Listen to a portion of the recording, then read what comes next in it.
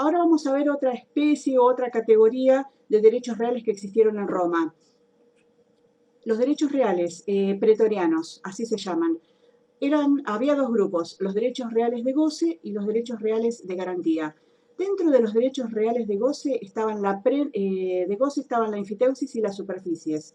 Y de los derechos reales de garantía, la prenda y la hipoteca, de mucha vigencia en la actualidad. Bueno, yo voy a empezar con los derechos reales de goce, que son la enfiteusis y el derecho real de superficies, ¿sí? Real, o sea, dentro de los derechos reales pretorianos vemos la enfiteusis. La enfiteusis es un instituto que es muy antiguo y que los romanos no lo crearon o no lo inventaron ellos, sino que lo toman de los griegos. Proviene de una palabra muy antigua que es enfiteuticum o enfiteuticarum, que significa semillar o plantación. Esto era una concesión, lo más parecido a una concesión de la actualidad, en la que el Estado, una concesión en la actualidad en la que el Estado le daba a los particulares tierras para que las habiten, les daba, sí, tierras para que las habiten que estaban muy alejadas de Roma. Eran tierras que no estaban pobladas. Entonces la idea era que hubiera personas viviendo allí, que cultivaran el suelo, que vivieran de la tarea agrícola y a la vez servía como modo de contención ante eventuales invasiones que pudiera haber de otros pueblos, o que tomaran esos territorios y se los apropiaran. Esa era la finalidad de otorgar las tierras en enfiteusis. O sea, no era que se daba una enfiteusis dentro o aledaño a la zona de Roma, sino que eran, por el contrario, zonas muy alejadas. Esa era la finalidad. Bueno, el enfiteuta tenía que pagar un canon anual que se llamaba laudemio. Ese canon anual, o sea, si es anual se paga todos los años, pero si durante el lapso de 3 años no lo pagaba, perdía su derecho y el Estado le podía dar la concesión de esas tierras a otra persona, ¿sí? Entonces, acá en la enfiteusis aparecen de todos los derechos reales que nosotros vimos hasta ahora, cuestiones tan particulares que son propias de la enfiteusis y que no la van a ver en otro derecho real. Por ejemplo, yo les dije que pagaban un canon anual. Podía ser a perpetuidad o podía ser por un largo plazo. Sí, por un largo plazo generalmente la regla era que era perpetuidad. Eh, y pagaban un canon. Algunos pensaron que era una especie de locación, pero en realidad no es una locación, porque la locación era por un plazo máximo de 2 años en una época y 3 años en otra época, o sea que se cortaba ahí la locación, ¿sí? Después, entonces una locación no podía ser. Eh, Otros lo asimilaban como una compra-venta en cuotas. En realidad no era una compra-venta en cuotas porque el Estado nunca perdía el derecho de propiedad. Y si el enfiteuta dejaba de pagar, perdía su derecho, como yo ya les había dicho. Y por otro lado algunos lo asimilaban al usufructo, porque el enfiteuta tiene el derecho de uso y goce, es lo más parecido a un usufructo, pero ¿se acuerdan que el usufructo es gratuito? No se pagaba por el usufructo, y era o sea, podía durar mucho tiempo, como no, pero esa era la diferencia, acá se pagaba un canon y en el usufructo no. Vieron cómo van apareciendo distintos institutos jurídicos o temas que nosotros ya vimos la clase pasada y las clases anteriores, mejor dicho, que se parece pero no llega a serlo. Entonces, no es una compraventa a plazos, en cuotas, porque el Estado siempre conserva la propiedad de estas tierras. Tampoco es un usufructo, porque el usufructo es gratuito y acá está pagando. Tampoco es un alquiler, porque terminada esta concesión que el Estado hacía, se la podía dar a otro o se podía transmitir hereditariamente del titular anterior. O sea, se parecen algunas cosas, pero no llega a ser del todo. Entonces, no, es una institución jurídica que tiene características muy peculiares que las vemos acá y no las vamos a ver en otro instituto jurídico. Bien, esto es con respecto a la enfiteusis. Eh, bueno, con respecto a la enfiteusis, igualmente el enfiteuta no podía ser turbado o molestado en su derecho y en este caso podía interponer interdictos para hacer defensa de cualquier molestia que sufriera, ya sea por parte del Estado o por parte de terceros que le quisieran quitar el disfrute de esas tierras que estaba poseyendo y que, bueno, que estaba cultivando, ¿sí? A ver, estábamos en esta defensa, en esta protección. Se ejercía el actio vectigalis. Vieron que lo que él pagaba era eh, pagaba un canon anual y bueno, eh, si el Estado no quería recibírselo o el Estado le intimaba de alguna manera para que se fuera, ejercía el actio vectigalis para seguir ejerciendo su derecho.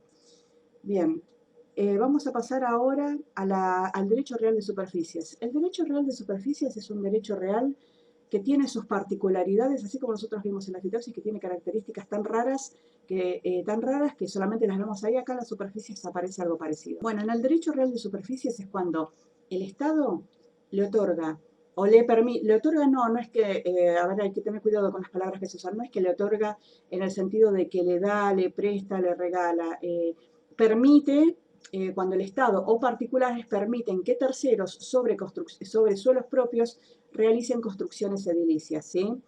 Entonces, le permiten que construya y se le permite al que construyó que viva en ese suelo. Entonces, acá entran en juego determinadas cuestiones. El derecho de propiedad, ¿quién lo tiene? Por regla general, el derecho de propiedad del suelo, el que tiene el derecho de propiedad del suelo, tiene el derecho de propiedad sobre la construcción que se realizara en ese lugar. Acá viene un tercero y realiza una construcción edilicia. Entonces, ese propietario le permite, a cambio, vivir ahí. Le permite instalarse bueno, le permite estar en ese lugar. No tiene que turbarlo en el ejercicio o molestarlo en el ejercicio de su derecho. Acá se rompe con una regla que nosotros habíamos visto del derecho de propiedad. El propietario es el dueño de lo que está subterráneamente y de lo que está por encima, o sea, el espacio aéreo. Acá sigue siendo propietario, pero ve limitado su ejercicio, el ejercicio de su derecho de propiedad, porque tiene que permitir que este tercero que construyó esté ahí. El superficiario puede interponer el interdicto de superficiebus. Ejerce ante cualquier molestia de terceros, eh, ejerce este interdicto. Este interdicto de superficiebus es muy parecido al interdicto uti possidetis que nosotros vimos en el uti possidetis iuris. El uti possidetis, que era el interdicto que protegía siempre que se poseyera sin vicios al actual poseedor del inmueble. Eran interdictos eran interdictos que se aplicaban para las cosas inmuebles. Entonces, este interdicto de superficiebus es muy similar al interdicto uti possidetis, con la diferencia que el uti possidetis lo podía ejercer cualquiera y el de superficiebus solamente el superficiario, ¿sí? Bueno, eh, bueno, esto es con respecto al derecho real de superficie. Tampoco era un alquiler, tampoco acá eh, el superficiario le permitía vivir, el Estado o el particular conservaba su derecho de propiedad, podía durar toda la vida como también podía durar un plazo largo. Pero siempre el derecho de propiedad lo conservaba el Estado, lo conservaban los particulares que habían permitido que otro construya sobre su propio suelo. Por eso tiene características muy particulares que no lo van a encontrar en otro instituto jurídico. Vamos a empezar con la prenda, porque la prenda es la primera que aparece históricamente en el tiempo. Aparece primero la prenda, ¿sí? Bien, la prenda nace con el pacto de fiducia. El pacto de fiducia era un acuerdo muy antiguo que existió que se realizaba entre el deudor y el acreedor, por el cual uno se comprometía a pagar y, uno se comprometía a pagar llegada la fecha de vencimiento de la prestación, la fecha de vencimiento de la obligación, a cumplir con la prestación. Entonces, había deudores que cumplían con la prestación, llegaba la fecha de vencimiento o al primer requerimiento, eh, o cuando se cumpliera la condición, en el caso de que fueran condicionales, pero había otros deudores que no. Entonces, a través de este pacto de fiducia le permitía al acreedor a, eh, a retener el objeto hasta que el deudor le pagara. Si el deudor no le pagaba, el acreedor podía venderlo al objeto. Entonces, en este derecho de retención, eh, eh, o sea, lo podía vender, pero no es que lo podía vender livianamente y listo, se terminaba ahí y se cobraba la deuda. Porque si había un sobrante, un remanente, tenía la obligación de restituírselo al deudor, ¿sí? Si la deuda, si el objeto vendido era por 1000 y la deuda era de 500, yo le tengo que devolver 500 pesos, porque si yo, 500 sestercios, dije pesos en la actualidad, ¿no? Si yo como acreedor no puedo sacar ventaja patrimonial o no puedo perjudicarlo al deudor, ¿sí? Esto no quita que la deuda se computen el capital originario más los intereses. Entonces, la deuda y el derecho de venta.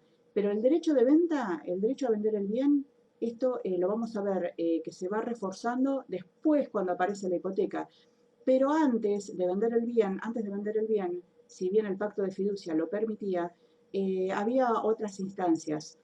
Entonces, se llama pacto de fiducia. ¿Por qué se llama pacto de fiducia? Porque se basaba en las fides o en la buena fe, la fides de fidelidad, ¿sí? Eh, a ver, ¿qué es la buena fe? Nosotros, o sea, ustedes habrán visto en las primeras unidades del programa que en todos los actos jurídicos tiene que existir la bonae fidei.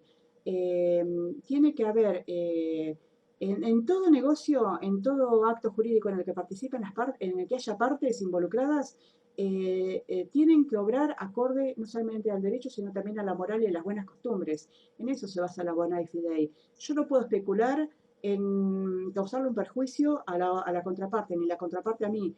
Por eso siempre se requiere que las dos obren de buena fe. Por eso cuando nosotros hablamos del dolo malo o del dolo como causal de eficacia de los negocios jurídicos, el negocio cae. O sea, se requiere la bonae fidei. Entonces, si yo soy un acreedor, yo soy un acreedor, tengo que esperar a que venza la obligación. Yo no le puedo ejecutar en una época posterior, no al principio. Yo no le puedo vender el bien que, objeto, que la cosa que va a garantizar el cumplimiento de esa prestación. Por eso se ve la buena fe de las dos partes, pero antes de llegar a la venta y realizar el pacto de fiducia, les tengo que decir que en esta época tan antigua, que fue regulado por la ley de las 12 tablas, la prenda servía para garantizar el cumplimiento de las obligaciones y no siempre se utilizaba el objeto. En una época muy primitiva se utilizaba el cuerpo de la persona, el cuerpo del deudor insolvente. Y ustedes lo van a ver en la unidad del procedimiento y van a ver 5 acciones de la ley. Dentro de esas 5 acciones de la ley hay 3 declarativas y 2 ejecutivas. A mí me interesan estas 2 ejecutivas en este momento. A ver, había 2, la manus iniectio y la pignoris capio, o pignoris capionem. La manus iniectio era cuando el deudor no cumplía con su prestación y era condenado judicialmente a pagar o se declaraba confeso. Decía, sí, yo reconozco que tengo la deuda y no le pagué a Ticio, a X persona. Entonces el acreedor, yo creo que alguna vez hemos hablado de esto, ¿no? El acreedor lo aprehendía, lo tomaba este deudor insolvente y se lo llevaba a su casa. Y después lo vendía durante los 60 días de mercado. Se ve todo un procedimiento. Lo vendía durante los 60 días de mercado. Entonces, en este caso, el deudor respondía con su propio cuerpo, como forma de garantizar el cumplimiento de la prestación. Durante los 70 días de mercado lo vendía y el acreedor ahí se cobraba la deuda. O sea, era una forma muy primitiva y muy antigua y bueno, las fuentes discuten. Yo no me acuerdo si esto lo hemos comentado en algún momento, las fuentes jurídicas discuten qué pasaba si no lo podía vender. Bueno, y teóricamente era matado, era muerto en manos del acreedor. Eh, Saliendo de las fronteras del Tíber. Así lo discuten las fuentes porque las traducciones no son tan exactas. Después en algunas fuentes faltan párrafos, entonces no se puede traducir con exactitud qué es lo que pasaba. Pero hay autores bueno, que señalan que era matado y las partes del cuerpo se repartían entre los distintos acreedores como una manera simbólica de decir, bueno, no te pude vender durante los días de mercado, los 60 días de mercado, pero sí pude, bueno, quedarme con una parte de tu cuerpo. Esto está discutido, no hay certezas de que haya sido así por los motivos que les explicaba. Eh, Bien, no me quiero ir mucho por las ramas. Entonces, a mí me interesaba esto de cómo respondía en las formas más primitivas con su cuerpo. en los primeros tiempos. Y también en esa época, contemporáneamente, se permitió en ciertos casos tomar en prenda ciertos objetos, ¿sí? Se toman en prenda ciertos objetos. Por ejemplo, la acción de la ley per pignoris capionem, no, por la pignoris capio, pignoris. Pignoris es viene de pignus. Pignus, P-I-G-N-U-S, viene, significa prenda. Pignoris capionem. Capionem, o sea, la capionem son la mano. O sea, tomar en prenda con la mano, a eso se refiere en una traducción, ¿no? La significación del término, de esta terminología latina. Entonces, tomar en prenda, tomar con la mano, la paga que estaba destinada a los militares y que no se les había hecho. La función del militar era muy importante por la idiosincrasia romana, que eran los que defendían los territorios, y a los militares había que pagarles. Entonces, si no les pagaban, había una persona que se encargaba de hacerle los pagos. Si esta persona no lo hacía, iban al lugar donde se encontraba el dinero y les estaba permitido a ellos tomar la parte que les correspondía, ¿sí? O también otro ejemplo, el dinero que estaba destinado para ofrecerlo, para darlo como ofrenda a los dioses, el dinero o algún objeto se permitía, si estaba en manos de terceros, tomarlo en prenda para ofrecerlo. Esto es en líneas generales, porque todavía no vieron el procedimiento, el sistema de las legis actionis. Pero bueno, estas eran formas muy antiguas de tomar en prenda los objetos. Era una forma muy antigua de tomar en prenda estos objetos. Entonces, en el pacto de fiducia yo les había dicho que se lo autoriza al deudor, perdón, al acreedor a vender la cosa. Entonces el acreedor, cuando vende el objeto que había servido para garantizar el cumplimiento de una prestación, lo vende a un tercero y le transfiere ese derecho, le transfiere a ese tercero el derecho de propiedad. Ahora yo les hago una pregunta en base a todo lo que vimos en este tiempo. ¿Qué interviene acá o qué cuestión jurídica aparece acá? Que ya la vimos, les aclaro, que yo, no siendo el propietario de la cosa, pero sí el titular de la prenda, sobre esa cosa se la vende a un tercero y le transmito el derecho de propiedad no siendo el propietario. A ver si alguien se acuerda.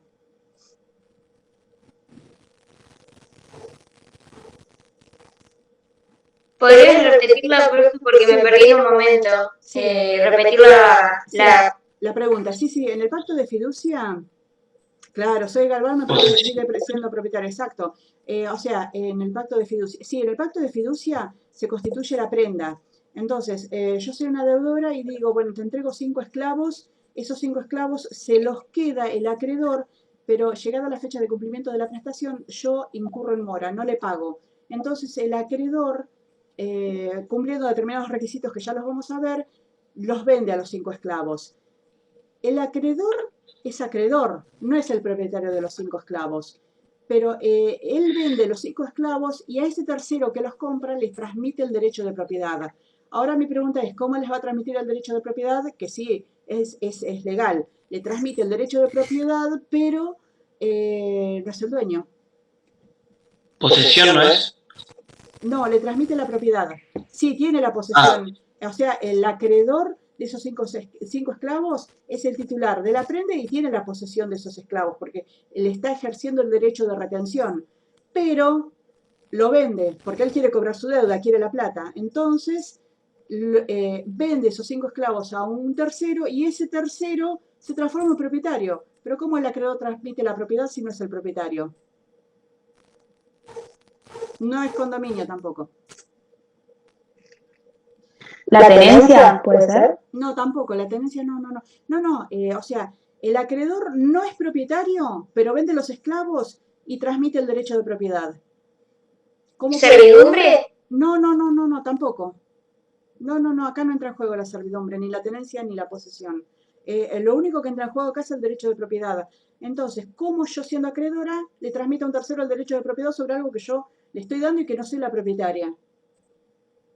¿Vieron todas las cosas raras que estamos viendo hoy? Bueno, ahí les voy a decir qué pasaba. ¿Se acuerdan que nosotros habíamos visto el mandato? Bueno, el mandato, hay un mandante y un mandatario. En el pacto de fiducia, si el deudor lo autoriza al acreedor a vender el objeto dado en garantía, le está dando un mandato. Entonces, el acreedor que vendió los 5 esclavos es mandatario del deudor y transmite la propiedad, porque lo vende en nombre del deudor, no lo vende en nombre propio. ¿Se acuerdan que en el mandato son actos o negocios que se realizan a nombre de un tercero? Es eso. Por eso le está transmitiendo la propiedad le transmite la propiedad eh, al tercero ese que se lleva a los 5 esclavos. Y también, bueno, aparece, ¿saben que aparece acá en el interdicto? O sea, a ver, todo es materia interdictal. Entonces, tenemos la prenda que nace históricamente, que se podía constituir sobre cosas muebles, sobre cosas inmuebles, movientes. Por eso yo les hablaba de los esclavos, también los animales de tiro, que servían para el arado, y cosas que estuvieran in comercium. In comercium, bueno, clasificación de las cosas que nosotros vimos. Cosas que pueden ser susceptibles de actos jurídicos. Bien, con el paso del tiempo aparece la hipoteca. El colono, que bueno, Alfredo Di Pietro lo describe como una institución muy tardía que aparece en el siglo V de Roma, y después de esta institución del colonato aparecen los señores feudales, o sea, se va conservando las características jurídicas, ¿no? En que había un propietario de un suelo que permitía que un colono y su familia vivieran allí, pero es como que, o sea, quedaba atrapado por el sistema. El colono no era completo, o sea, desde el punto de vista jurídico era un hombre libre, pero no tenía la posibilidad de abandonar esa tierra y le tenía que servir a su amo, que era el dueño de la tierra, ¿no? Le tenía que servir en este sentido, darle parte de la producción agrícola que tenía, y eh, si quería comprar la parcela donde vivía, tenía que pagar altas sumas dinerarias, lo que le era imposible con el trabajo que él hacía. Entonces, bueno, existía esta institución muy particular y muy peculiar. Desde el punto de vista jurídico era hombre libre, pero desde la práctica, desde lo fáctico, era tratado en una situación de servidumbre o cuasi esclavitud. Entonces, acá, ¿qué pasaba? Hacían un acuerdo el propietario del suelo y el colono. Y el colono tenía que pagarle en dinero o pagarle en especies todo lo que, o sea, parte de lo que cultivaba. No era un alquiler tampoco, por eso son instituciones muy raras que existieron. No era un alquiler, no era tampoco un usufructo, porque estaba sometido a ese poder que tenía ese propietario de ese suelo, al punto que si el propietario del suelo vendía esas tierras, las vendía con los colonos incluidos, como si fueran objetos.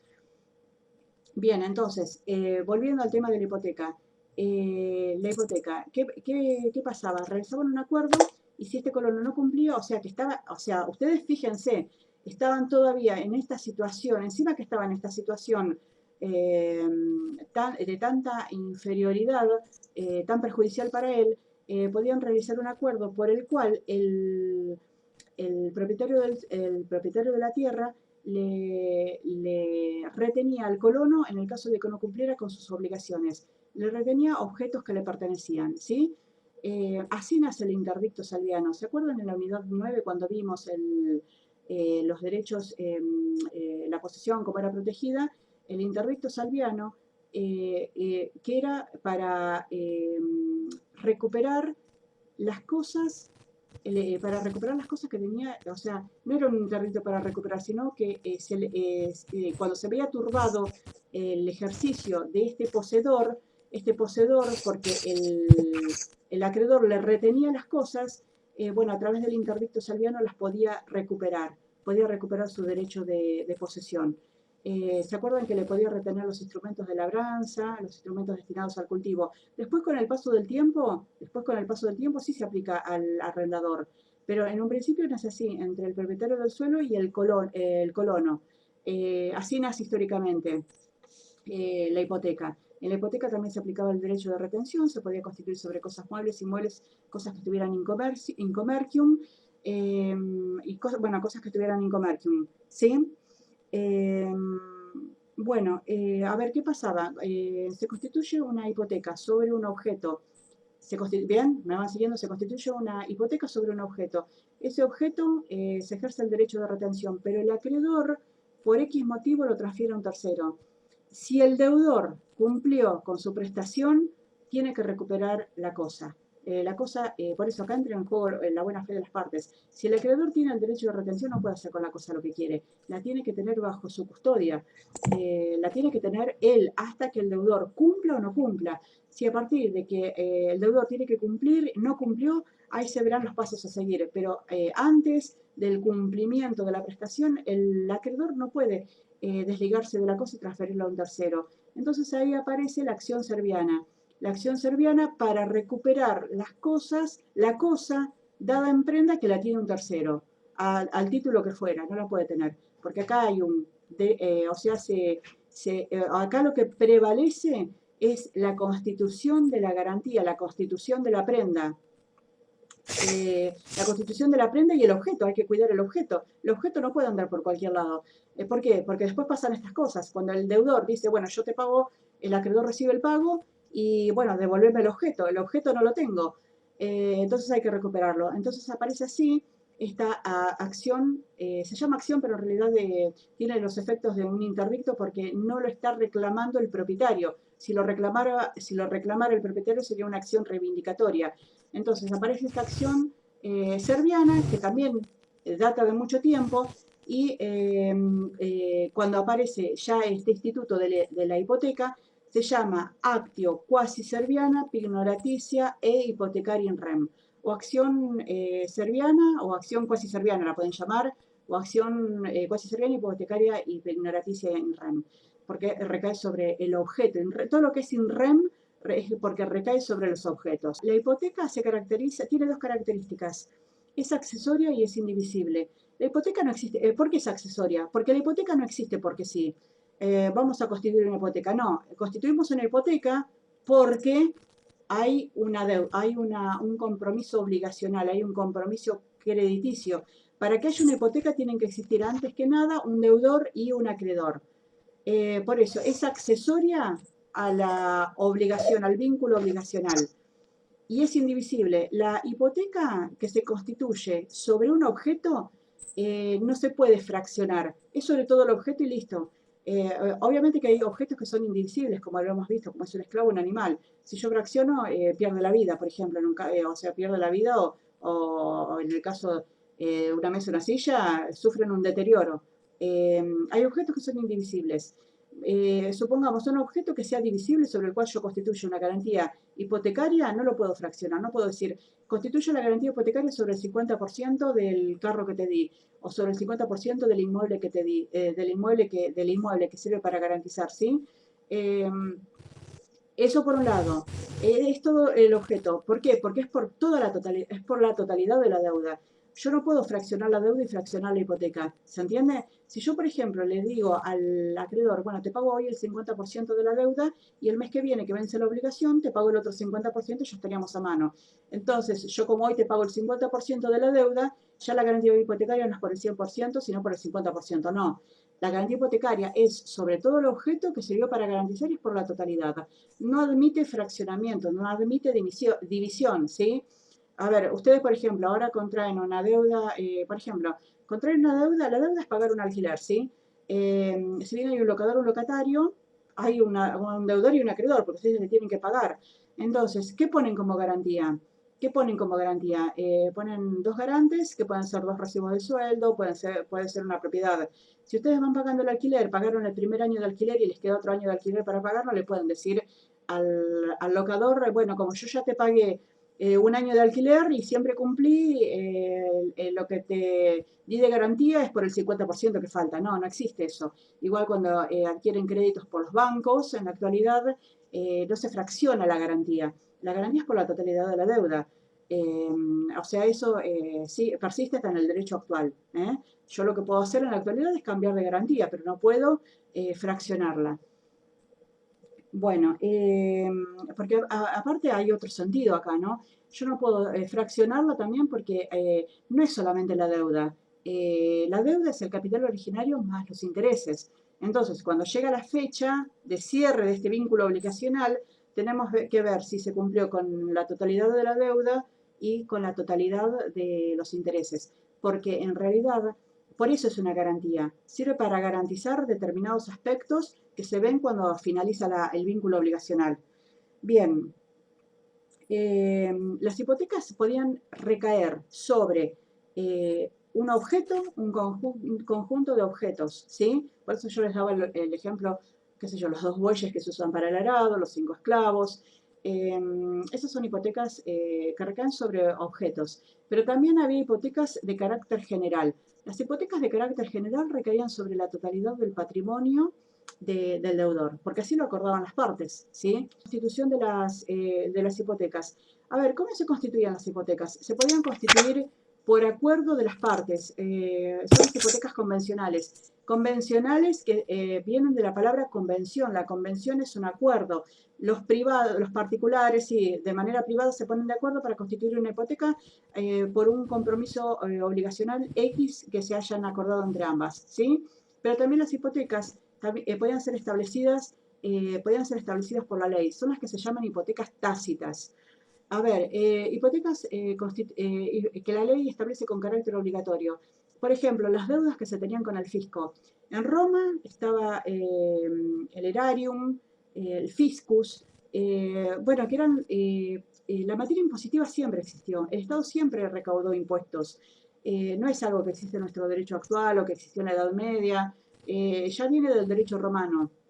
Entonces la ley autorizaba a que los deudores de impuestos, sobre los deudores de impuestos se constituyeran hipotecas sobre sus bienes. Acá no había consentimiento, no decía si quiero, no quiero. Se constituyen hipotecas sobre tus bienes. Si no cumplís, bueno, se van a ejercer determinados derechos por parte del titular de la hipoteca, que ya los vimos algunos, ¿no? Que uno de ellos era el derecho de venta. Esas eran las hipotecas tácitas, eran las que se constituían por deudas que se tenían con el Estado. Bien, había otra hipoteca tácita que la ley establecía con carácter obligatorio, que se estableció en favor de los menores de 25 años. Los menores de 25 años, ante determinados fraudes que pudieran cometer sus curadores, respondían con sus bienes. Acá traten de cerrar los micrófonos, así no nos interferimos. Bueno, entonces, les estaba diciendo, las hipotecas tácitas, menores de 25 años, ante eventuales fraudes o como forma de garantizar una buena administración patrimonial, vimos, se permitía que respondieran los curadores con su propio patrimonio. Y también se hizo extensivo a los tutores, porque si los curadores y no los tutores, cuando la función, más allá de que Curatel y las personas sobre las que recaían eran diferentes, ¿por qué? ¿Por qué iba a haber diferencias si había una administración patrimonial sobre la que se hacía un inventario, había que rendir cuentas, había acciones, las mismas acciones de la tutela eran iguales que la curatela, ¿se acuerdan que lo vimos? Entonces, se constituían hipotecas con carácter obligatorio. Y acá el curador o el tutor nacional, no, yo no quiero, si quiero, independientemente de que ofreciera otras cauciones o garantías, esta hipoteca era de carácter obligatorio, ¿sí? Bien, ¿alguna pregunta hasta acá? Ah, sí, estábamos en antes que me olvide, estábamos entonces en las hipotecas, ¿cómo se constituían? Se constituían por convención o acuerdo de las partes, se establecían por cuestiones de la ley, que la ley prescribía con carácter obligatorio, y también las testamentarias. Se podían constituir hipotecas testamentarias. El testador dejaba sentado en su testamento que es el otorgamiento de garantías sobre determinados muebles en el caso de los legados. Por ejemplo, si yo quería dar un legado de alimentos a una persona de por vida o por 15 años o por 5 años, yo le garantizaba con determinada cantidad de bienes. Eso lo hacía el testador porque quería, nadie lo obligaba ni mucho menos, pero era una forma de garantizar, porque acuérdense que el dueño del patrimonio a la muerte del causante era a la muerte del de cuyos era el heredero. Entonces, para evitar una insolvencia, para evitar no una insolvencia, porque yo era dueño del patrimonio, sino para evitar que lo derrochara o que se perdiera ese patrimonio y se pudiera perder el legado, porque los legados se iban cumpliendo sucesivamente con el tiempo, no es que el legado hoy le entrego la cosa legada, que podía ocurrir, hoy le entrego la cosa legada y listo, ya se acaba, se podía terminar ahí el vínculo. Pero si yo soy una heredera y tengo que todos los meses, traten de cerrar los micrófonos, si yo soy una heredera y todos los meses, durante 15 años, le tengo que dar una X cantidad de alimentos o una suma dineraria al legatario, bueno, el legatario tiene que tener un respaldo, pero porque el testador así lo quiso. Entonces había determinados bienes que servían para garantizar el cumplimiento de estos legados. Eh, son particularidades que se realizaban por afecto o por motivaciones subjetivas del testador. Bueno, estas eran las 3 formas de constitución. ¿Alguna pregunta hasta acá? A ver, ¿cuáles eran los derechos del acreedor hipotecario? El acreedor hipotecario nosotros ya vimos que es podía vender la cosa, ¿bien? Esto no es así como yo les venía anticipando, no es así tan liviano que hoy me da la cosa, no me pagaste, listo, te la ejecuto. Esa sería la palabra técnica, ¿no? A ver, esto se basa en la buena fe de ambas partes. Yo no puedo, como acreedor y poseyendo al esclavo, venderlo y decir, bueno, ya está, tu deuda queda cancelada porque vendí el esclavo y ya me cobré el dinero, esto sobró, toma, listo, se terminó el asunto. Eso no se podía hacer, eso es un abuso, eso es aprovecharse de la situación de inferioridad de la otra parte. Entonces, la garantía sirve para colocar a las partes en posición de igualdad, no para perjudicarla. La ley establecía determinados requisitos, bueno, con respecto al derecho de venta. El derecho de venta había que esperar como mínimo 2 años, ¿sí? Para vender la cosa. ¿Por qué? Porque en ese lapso de 2 años podía venir, se le permitía al deudor venir, pagar el capital, los intereses y los daños y perjuicios, ¿sí? En todo aquello que hubiese sido el resultado perjudicado el acreedor, gastos que hubiese tenido, perjuicios de cualquier índole que hubiese tenido, por estar conservando una cosa que es de otro y que servía como garantía, todo eso se lo tiene que pagar o resarcir el deudor. Entonces, si dentro de los 2 años cumplía con todo esto, el acreedor le entregaba la cosa y no podía venderla, ¿sí? 2 años. Otra posibilidad de poder vender la cosa era que hubiera una sentencia judicial, una sentencia que lo autorice al deudor a vender la cosa, ¿está? Y además, otro de los requisitos que se exigía, que se pedía, es que si el acreedor iba a vender la cosa, que lo intime, que le avise, se llama intimación, ¿no? Que le avise al deudor que va a vender la cosa, por una cuestión también de que le dé la posibilidad antes de venderlo, de poder ir y pagar y, bueno, recuperar la cosa o el objeto. Por eso, este plazo de 2 años fue establecido por Justiniano, por el emperador Justiniano, por los abusos que había.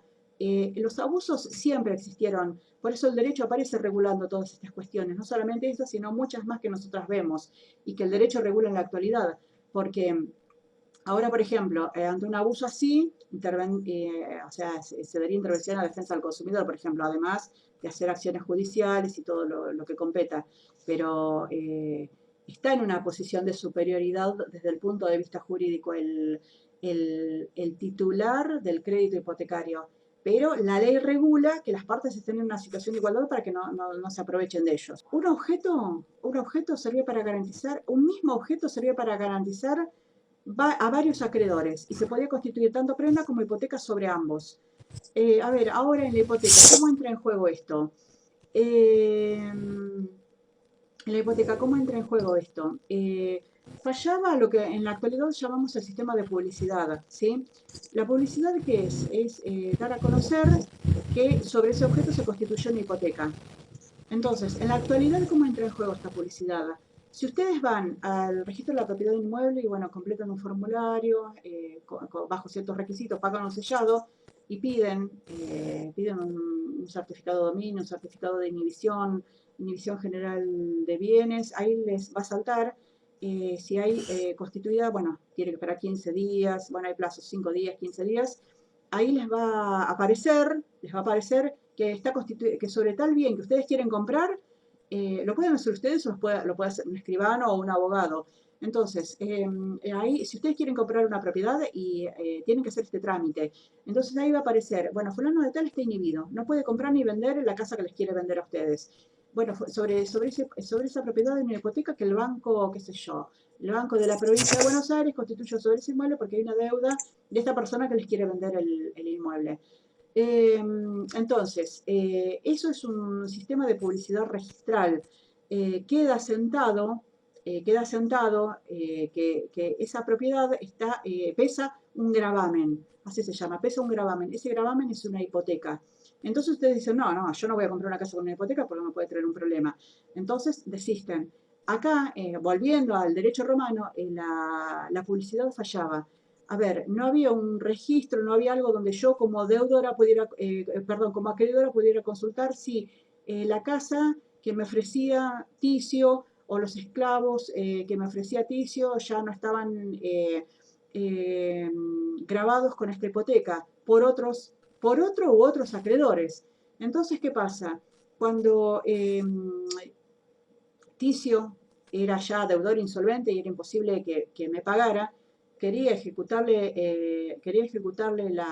el objeto, quería ejecutarle el objeto, ¿qué pasaba? No podía porque aparecieron un montón de acreedores. Entonces aparecieron un montón de acreedores. Eh, entonces, ¿qué hago yo? Yo soy acreedora, quiero ejecutar la casa de Ticio. ¿Y cómo la ejecuto si hay, qué sé yo, 15 antes que yo? Eh, ¿Qué pasaba? Se aplicaba algo que se llamaba el derecho real de preferencia. El derecho real no, derecho de preferencia, no sé por qué dije real, no vayan a poner real cuando se hagan sus apuntes. El derecho de preferencia. Se aplicaba un principio que es priori in tempore, potio y injure, y esto persiste hasta la actualidad, porque se ejecuta, se vende este bien, este objeto dado en garantía, y sobre ese objeto se va a ir cumpliendo con cada uno de los acreedores. Entonces, los primeros que lo constituyeron en el tiempo son los primeros que van a cobrar esa suma dineraria, son los primeros que van a pagar, ¿se entiende? A los que hay que pagarles. Se corre el riesgo para los últimos acreedores de no ser pagados. Ahora, acá hay otra cuestión. Si bien no había lo que hoy llamamos la publicidad registral, la publicidad era un elemento fallido en Roma, ¿no? El acreedor ya podía de antemano saber que el objeto ya había sido dado en garantía cuando quería ejercer el derecho de retención. Porque si bien en las primeras épocas el objeto no era necesario darlo, lo seguía conservando el deudor, después, con el paso del tiempo, ya empezaban a ejercer los derechos de retención, sobre todo los acreedores hipotecarios. Entonces, ¿qué pasaba? Había acreedores hipotecarios que aceptaban la constitución de la hipoteca sobre un determinado bien o conjunto de bienes o sobre la totalidad del patrimonio, eh, pero supongamos un bien o un conjunto de bienes que ya lo tenía otro acreedor en su poder, ejerciendo este derecho de retención. Este era el problema que se planteaba. O sea, ya se sabía de antemano, pero no había un registro de quienes lo habían constituido antes, sino que esto aparecía cuando había que venderse el bien. Y ahí aparecían todos los acreedores. Bueno, y también existía, nosotros cuando veamos más adelante los delitos, yo siempre les recalco lo mismo. Nosotros vimos los delitos privados en esta materia, pero también estaban los delitos públicos o los criminal. Acá apareció una figura del derecho criminal, del derecho de los delitos públicos, llamada estelionato. El estelionato era cuando el deudor, de manera dolosa, o sea, de mala fe, vendía el objeto sin decir que estaba hipotecado. Entonces esto obviamente que le va a generar un perjuicio a la otra parte, porque uno tiene que declarar la condición. Por eso ahora, si ustedes quieren, les daba el ejemplo, ¿no?, de la actualidad anteriormente, si ustedes ahora quieren comprar una casa, obviamente que su escribano o ustedes mismos pueden gestionar en el registro de la propiedad de inmueble, no me sale el nombre, el registro de la propiedad de inmueble, el registro de la propiedad automataria en el caso de las prendas, si ese bien ya no está grabado con otro derecho real de hipoteca o de prenda según el caso. Entonces, ustedes en la actualidad tienen forma de corroborarlo. En esa época tan antigua no había forma porque no había publicidad. Más que la palabra decir, mira, no te lo puedo dar porque el objeto lo tiene otro porque ya constituye el derecho real. Entonces, si vende el objeto grabado le causa un perjuicio. A ver, se puede comprar, tanto en el derecho romano como en el derecho actual, se podía comprar un objeto grabado con prenda o hipoteca, y se puede en la actualidad, pero eso puede traer, a ver cómo les digo, no sé, no quiero usar la palabra perjuicio, ¿no? Pero les puede traer un problema, o sea, estás comprando la deuda de otro, la garantía, estás siendo garante de otro. Entonces, para evitar problemas, uno tiene que tener la libertad, o una tiene que tener la libertad de decir, sí, lo quiero comprar con la hipoteca o con la prenda, o no quiero comprarlo con la hipoteca o la prenda. Por eso, en las escrituras, si ustedes leen una escritura traslativa de dominio de una propiedad inmueble en la actualidad, dice libre de todo gravamen. O sea, no está hipotecado, a eso se refiere. Libre de todo gravamen. Esa frase es fundamental para que ustedes se garanticen de que la hipoteca, perdón, que se garantice que eso no está hipotecado, que el inmueble no tiene, nadie les va a reclamar o les va a ejecutar ese bien, ¿sí? Bueno, entonces acá existió la figura del estelionato se llama, eh, que, bueno, castigaba o reprimía a la persona que de mala fe hubiese vendido el objeto que estaba grabado con una hipoteca. Lo perjudica a la contraparte y va a perjudicar al acreedor, porque el acreedor después tiene que rastrear, a ver dónde está el objeto, quién lo tiene, cómo ejecuta ese objeto para cobrarse la deuda, ¿sí? Eh, bueno, y esto que nosotros hablábamos recién de ocupar el lugar de un acreedor que renunciaba a su derecho, se llama, ya les voy a anotar, ius operandae pecunia, tiene ese nombre. Pero bueno, si ustedes lo dicen más fácil, el derecho de ocupar el lugar que tenía el, el anterior acreedor es suficiente. Ius operandae pecunia. Ese era el derecho ante la renuncia de un acreedor de que el que le seguía en el orden de rango ocupara su lugar. Bueno, finalmente, ¿cómo se extinguían las hipotecas? Cuando el objeto perecía o se extinguía, por renuncia, como les había dicho, por prescripción liberatoria. A ver, la hipoteca, yo puedo tener hipotecada una cosa eternamente, forever, toda la vida. A ver, tiene que haber un lapso temporal. Yo tengo que cumplir con la obligación en algún momento, no puedo estar toda la vida. Entonces el plazo máximo establecido era de 40 años y se llama prescripción liberatoria. Bien, y también por confusión. Nosotros la confusión no la hemos visto. La confusión es un término jurídico. Confusión significa que cuando recae en la misma persona las cualidades de deudor y acreedor. Yo no puedo ser acreedora de mí mismo o deudora de mí misma, entonces queda extinguida la obligación. Esto ocurre generalmente cuando alguien hereda a su acreedor, ¿sí? Yo soy deudora de Ticio, Ticio se murió y me instituye su heredera. Ya está, yo no me voy a autorreclamar. Se extinguió la hipoteca por confusión.